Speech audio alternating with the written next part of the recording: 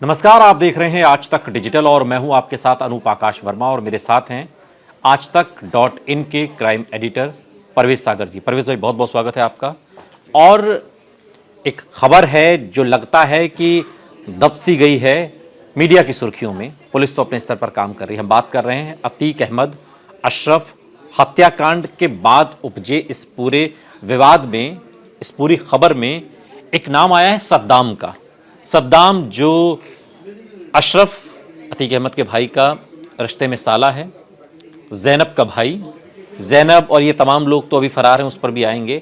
लेकिन ये सद्दाम को लेकर यूपी पुलिस की मुस्तैदी क्या कहती है और ये मुस्तैदी अचानक से क्यों बढ़ गई, या हमें लग रहा है कि अब चूंकि खबर आई है ये तैयारी पहले से चल रही थी? मामला क्या है? नहीं, देखिए, जैसा कि आप जानते हैं कि जब अतीक अशरफ हत्याकांड हुआ था अप्रैल में, 15 अप्रैल को जब उनकी हत्या कर दी गई थी, तो उसके बाद पुलिस की जो कार्रवाई थी इनके खिलाफ, हाँ। इस अतीक गैंग के खिलाफ, वो कहीं रुकी नहीं। वो लगातार जारी रही। हालांकि इस बीच वो 3 जो आरोपी हैं, कातिल हैं, जिन्हें पकड़ करके जेल में डाल दिया गया, जिन्होंने अतीक अशरफ को सरेआम पुलिस के सामने, पुलिस की अभिरक्षा में मार डाला था, तो वो तीनों जो हैं वो भी जेल भेज दिए गए। उनके खिलाफ भी एक कार्रवाई करने की बात की गई थी, लेकिन सारा मामला जो है वो शायद उस तरफ से तो अभी दब गया। कहीं उसके बारे में कोई जिक्र नहीं है, उन कातिलों का कोई जिक्र नहीं है।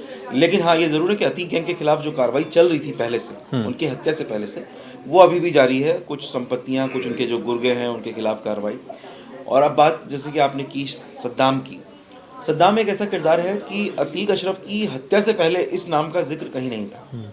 लेकिन ये कहा जा रहा है आज की तारीख में परवेज भाई कि आप अतीक और अशरफ के काले कारनामों को भूल जाएंगे अगर आप सद्दाम को समझेंगे। मैं वही उसी पे आ रहा हूँ। मैं आपको बता रहा हूँ कि सद्दाम एक कहानी का एक ऐसा किरदार है जो छिप करके, जो पर्दे के पीछे रह करके काम कर रहा था।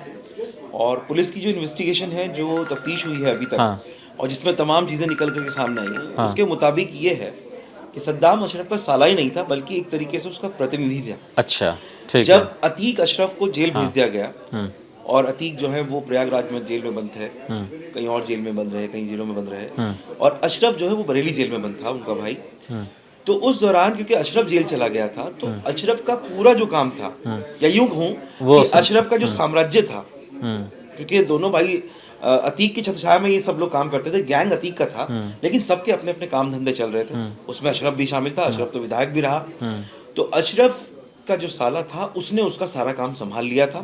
अशरफ की जो पत्नी है, क्योंकि वो ज़्यादा सोशल नहीं थी, ज़्यादा बाहर नहीं थी जैनब, लेकिन जेल में सारी जो मुलाकातों का दौर था, जो सिलसिला था, उसको जारी रखने में, वहाँ जेल में सारी सेटिंग करने में, जेल के अधिकारियों कर्मचारियों को सेट करने में, तमाम जो चीज़ें लाइनअप करने में, जो उसमें सद्दाम का उसमें, और सद्दाम वहीं तक सीमित नहीं था। सद्दाम उसके बाहर भी काम कर रहा था, क्योंकि अशरफ तो जेल में था। अशरफ को नहीं मालूम था कि उसका साला जेल की 4 दीवारी के बाहर जो चीजें हो रही थी उसमें कितना इन्वॉल्वमेंट है। वो उसे लगता था कि जो अशरफ कह रहा है वही काम बाहर किया जा रहा है। लेकिन सद्दाम ने बाहर अकूत संपत्ति कमाई। उसने अशरफ के नाम का इस्तेमाल करते हुए, अपने जीजा के नाम का इस्तेमाल करते हुए खुद को स्टैब्लिश करने का काम किया। वो खुद को स्थापित कर रहा था। लेकिन इसमें सद्दाम तक ही पुलिस सीमित नहीं है, सद्दाम की पत्नी पर भी पुलिस की निगाहें तिरछी हो गई हैं।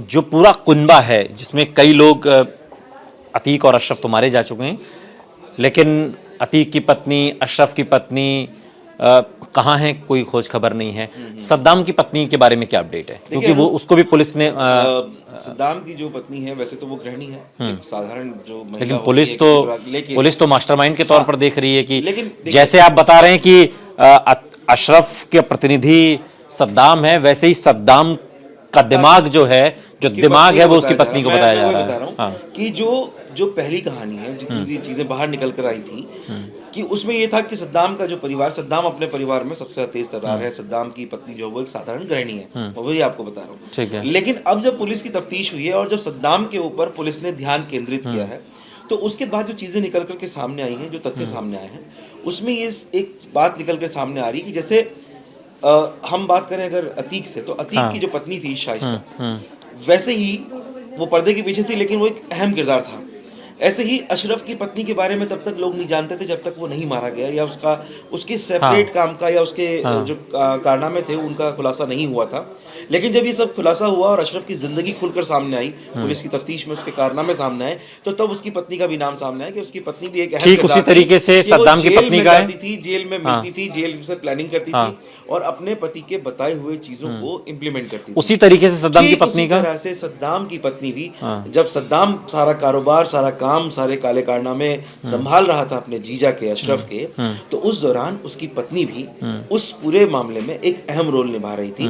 और वो रोल था पैसे को मैनेज करने का या लोगों तक संदेश पहुंचाने का, क्योंकि पुलिस ने शिकंजा कस लिया था, सद्दाम जद में आ चुका था, तो सद्दाम को भी कोई एक सब विश्वसनीय आदमी चाहिए था। तो जो काम पहले शाइस्ता और उधर उनकी पत्नी ने किया, जैनब ने किया, अशरफ की पत्नी ने, वैसे ही सद्दाम की पत्नी भी इस पूरे अभी मामले में आज की तारीख में सद्दाम को लेकर यूपी पुलिस क्या क्या बातें कर रही है? एक बी वारंट की भी जो तैयारी है उसको भी आप समझाइएगा। दूसरा, अभी पुलिस की तफ्तीश में सद्दाम कहाँ खड़ा है? वही बता रहा हूँ आपको कि जो तफ्तीश का दायरा है पुलिस का, वो तो बढ़ा है। जाहिर तौर पर अतीक गैंग के खिलाफ बड़ी कार्रवाई हो चुकी है और मतलब कुछ कार्रवाई ऐसी है जो मीडिया में आई, लाइमलाइट हुई कि हमने संपत्ति भी कुछ हालांकि 1200 करोड़ के करीब का साम्राज्य बताया जाता है, जिनको अभी तक मतलब डिस्क्लोज नहीं किया पुलिस ने, लेकिन पुलिस काम कर रही है। ठीक है। और जो इसके लिए एसआईटी बनाई गई थी वो भी काम कर रही है। तमाम जो पुलिस की टीम है वो इसमें लगातार काम करके उन्होंने अतीक के गैंग की कमर तोड़ के रख दी है। ये इसमें कोई कहने में अब कोई गुरेज नहीं है, कोई शक सुबह इस बात में नहीं है। और सद्दाम की जहां तक बात करें, सद्दाम के खिलाफ जब तफ्तीश शुरू हुई, चीजें निकल कर आई, तो अब अतीक अशरफ तो जिंदा नहीं है, लेकिन सद्दाम एक ऐसा किरदार है जो उनके साथ बहुत करीबी था, जुड़ा हुआ था, उनके जिसको सारा सब कुछ मालूम है, जिसको तो सद्दाम, जब ये सब अतीक अशरफ की हत्या हुई थी अप्रैल में, 15 अप्रैल को, तो उसके बाद सद्दाम तुरंत जो है भारत छोड़ के दुबई भाग गया था और वो तब से दुबई में था। लेकिन लग्जरी लाइफ का शौकीन भी है। इसी दौरान एक नया खुलासा हुआ कि सद्दाम की एक गर्लफ्रेंड है, मतलब एक एक्स्ट्रा मैरिटल अफेयर उसका है, दिल्ली में उसकी गर्लफ्रेंड है। अच्छा।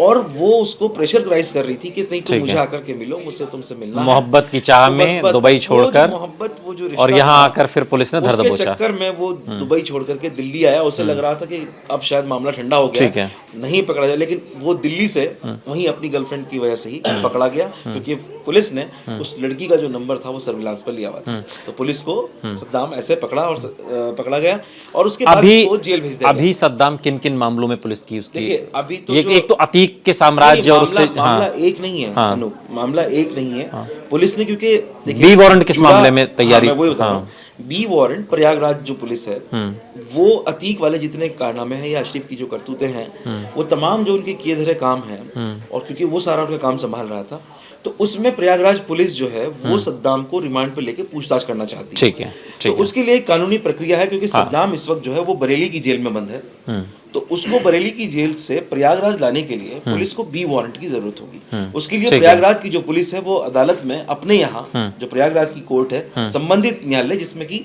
सारे मामले चल रहे हैं, वहां पर कहेगी कि साहब हमें एक आरोपी है सद्दाम, हमें इससे पूछताछ करनी से रिमांड पे लेना है, तो उसके लिए बी वारंट की जरूरत होती है। बी वारंट अदालत जारी करेगी पुलिस की रिक्वेस्ट पर, और बी वारंट मिलने के बाद वो बी वारंट जाएगा बरेली की जेल में। जब वहां प्रोड्यूस किया जाएगा उस वारंट को, तो उसके बाद ही सद्दाम को पुलिस हिरासत में लेके ला सकेगी। एक संक्षेप में इसका जवाब, अतीक अशरफ को जितना खूंखार, जितना बाहुबली बताया जाता था, उस कद में मूल्यांकन करें तो सद्दाम कहाँ है? देखिए, या सद्दाम सिर्फ एक मैनेजर था, मैनेजर के तौर पे काम कर रहा था? बिल्कुल सद्दाम मैनेजर था। कि देखिए अतीक और अशरफ जैसा, या यूं कहें कि देखिए अशरफ भी नहीं, अतीक जैसा दबंग या माफिया डॉन बनना इतना आसान नहीं होता। उसने अपनी उम्र का एक बड़ा हिस्सा इस काम को, अपने आप को स्थापित करने में, अपना खौफ समाज में पैदा करने के लिए उसने बहुत सारे ऐसे काम किए जो अपराध थे, जो गैर इंसानी भी थे और गैर कानूनी भी थे। तो उसने इस तरह की बहुत सारी वारदातों को अंजाम दिया। तो इसलिए वो सद्दाम को हम उससे कंपेयर नहीं कर सकते कि वो वैसा उतना बड़ा मैनेजर के तौर पर मैनेजर है, क्योंकि उसके पास बहुत सारे ऐसे राज दफन है उसके सीने में, जो हो सकता है इस मामले में, इसलिए पुलिस को लगता है वहां से गर्दन दबाएंगे तो कुछ उगला जाएगा।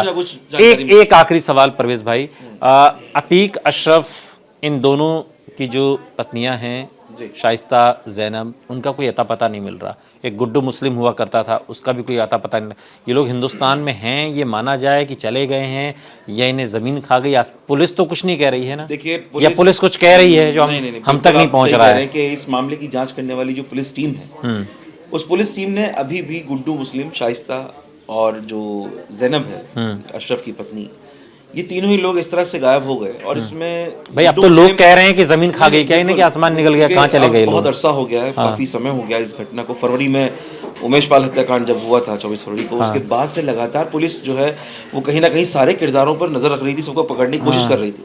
लेकिन कमाल की बात है कि गुड्डू कहाँ चले गए सब? गुड्डू बमबाज जिसने वहाँ बमबाजी की थी उस हत्याकांड के दौरान, हाँ वो बिल्कुल गायब हो गया। उड़ीसा उसकी लास्ट लोकेशन थी, आपको पता है, हम उससे बिल्कुल, पहले भी चर्चा कर बहुत चुके हैं। चर्चा कर चुके हैं। लेकिन उसके बाद से वाकई गुड्डू शाइस्ता का कोई जिक्र नहीं है। शाइस्ता शाइस्ता भी जैनब और जैनब भी, ठीक ये है। तमाम तीनों जो किरदार हैं ये अभी ठीक है। पुलिस की पहुंच से बाहर हैं और इसमें कोई मतलब ऐसा भी बिल्कुल संभव है, ऐसी भी बिल्कुल पुलिस आशंका कुछ जताई जा कहती रही है? पुलिस कुछ कह रही है? बिल्कुल कुछ नहीं कह रही, पुलिस पुलिस कुछ नहीं ऑफिशियली कह कुछ नहीं कह रही, लेकिन ये बिल्कुल संभव है कि ये तीनों जो है देश छोड़ करके भाग गए हों। हाँ, और ये एक बड़ी वजह है कि तमाम अथक प्रयासों के बावजूद पुलिस, उत्तर प्रदेश की पुलिस, तमाम जांच एजेंसियां शाइस्ता, जैनब और गुड्डू मुस्लिम तक नहीं पहुंच पाई।